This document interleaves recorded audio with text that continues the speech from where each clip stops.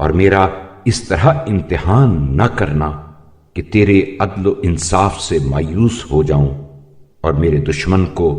اس طرح نہ آزمانا کہ وہ تیری سزا سے بے خوف ہو کر مجھ پر برابر ظلم کرتا رہے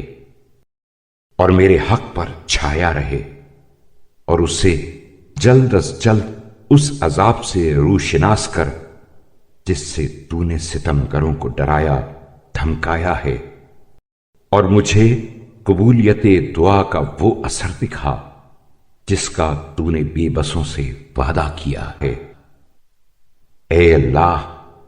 محمد صلی اللہ علیہ وآلہ وسلم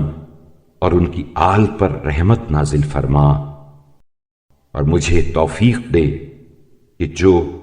سود و زیاں تو نے میرے لیے مقدر کر دیا ہے اسے بطیب خاطر قبول کروں، اور جو کچھ تو نے دیا ہے اور جو کچھ لیا ہے اس پر مجھے راضی و خوشنود رکھ، اور مجھے سیدھے راستے پر لگا اور ایسے کام میں مصروف رکھ جو آفت و زیاں سے بری ہو۔ اے اللہ، اگر تیرے نزدیک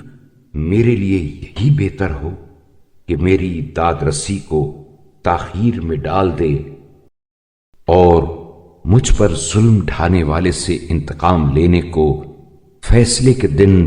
اور دعوے داروں کے محل اجتماع کے لیے اٹھا رکھے، تو پھر محمد صلی اللہ علیہ وآلہ وسلم اور ان کی آل پر رحمت نازل کر، اور اپنی جانب سے نیت کی سچائی اور صبر کی پائیداری سے میری مدد فرما، اور بری خواہش اور حریصوں کی بے صبری سے بچائے رکھ، اور جو ثواب تو نے میرے لیے ذخیرہ کیا ہے اور جو سزا و عقوبت میرے دشمن کے لیے مہیا کی ہے اس کا نقشہ میرے دل میں جما دے، اور اسے اپنے فیصلے قضاء و قدر پر